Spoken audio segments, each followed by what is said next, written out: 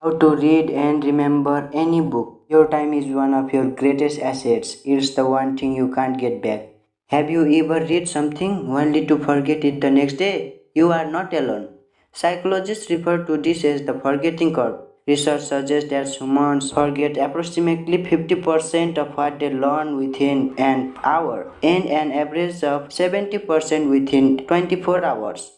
I will share advanced strategies to accelerate your learning and retention. Research suggests that our natural ability to concentrate runs between 10 to 40 minutes. If we spend any longer on a given task, we get diminishing return on our investment of time because our attention starts to wander. For that reason, I suggest you use the Pomodoro technique, a productivity method developed by Francisco Cirillo based on the idea that the optimal time for task is 25 minutes, followed by a 5-minute break. Each 25-minute chunk is called a Pomodoro. When it comes to learning, the Pomodoro technique works for reasons related to memory. Specifically, the effect of primacy and recency. The effect of primacy is that you are more likely to remember what you learned in the beginning of a learning session, a class, a presentation, or even a social interaction.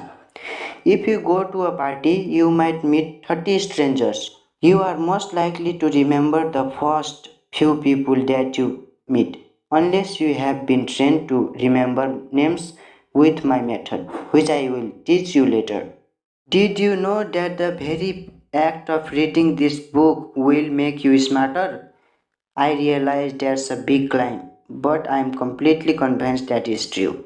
You will think about how this applies to your current life and you will imagine how you can use the knowledge you are taking in. Oliver Wendell Holmes said, every now and then a man's mind is stretched by a new idea or sensation. When you read any book, you have the opportunity to stretch the range of your mind and it will be never the same. Here is a simple method for learning anything quickly. This is called the FASTER method.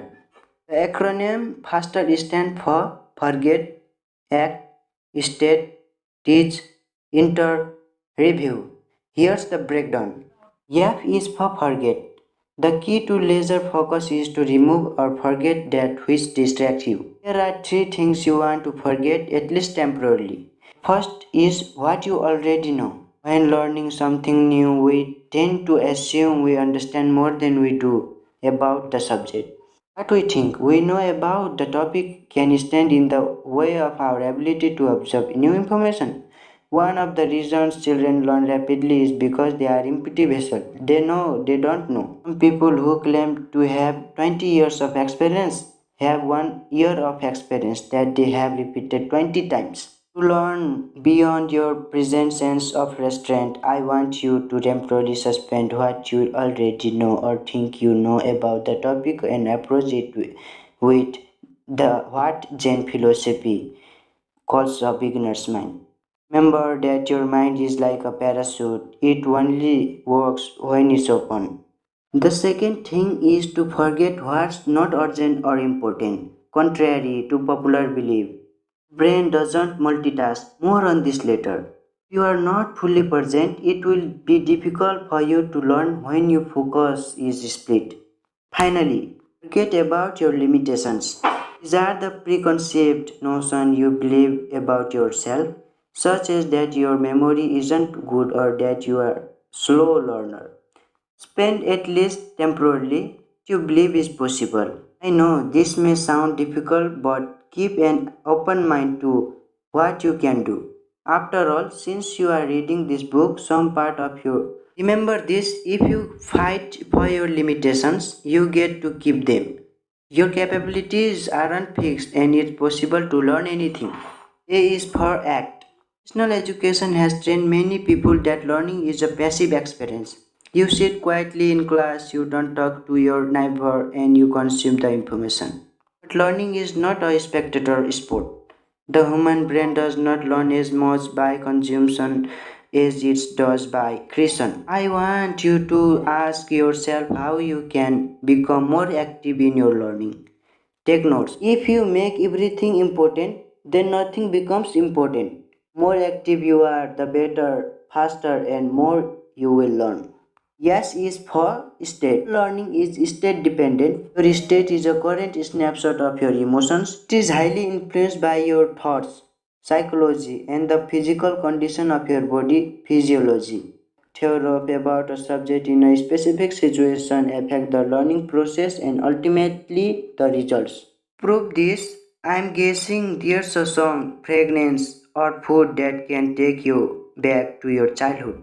Information times emotion helps to create long-term memories. Once information times emotion helps to create long-term memory. The opposite is also true. What was the predominant emotional state you felt back in school? When I ask audience to this question, most people in the room shout out boredom. In all likelihood, you can relate to this. If your emotional energy at school was low, it's no wonder you forget the predictable. But when you take control of your state of mind and body, you can shift your experience of learning from boredom to excitement, curiosity, and even fun. Remember, all learning is state dependent. Consciously choose states of joy, fascination, and curiosity. T is for teach. If you want to cut your learning curve dramatically, learn with the intention of teaching the information to someone else. Think about it. If you know you have to give a presentation on what you learned, you will approach how you learned a topic with the intention of mastering it well enough to explain it to someone else. Will pay closer attention, your note might be more detailed, and you might even ask better questions. You teach something, you get to learn it twice. Once on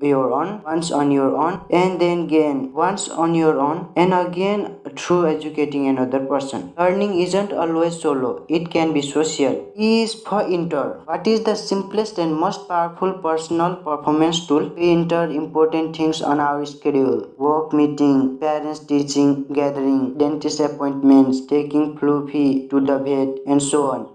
Do you know what a lot of people don't schedule? Personal growth and development. It's not on your calendar. There's a good chance it's not getting done. It's too easy for a day to slap by with you, getting to work out your body and brain. R is for review. One of the best ways to reduce the effects of the forgetting curve is actively recall what you learned with spaced repetition. You are better able to retain information by reviewing in multiple spreads out of sessions. Your brain will give greater value to the review material. Remember that nothing is impossible. All things is possible if you do with your heart. Now I summarize all above the faster method information. F is for forget. It means focusing by forgetting the prior understanding, distractions, and limiting beliefs of what is possible. A is for act. It means being active in the process. You should taking notes, highlight, and practice asking yourself relevant questions as you read.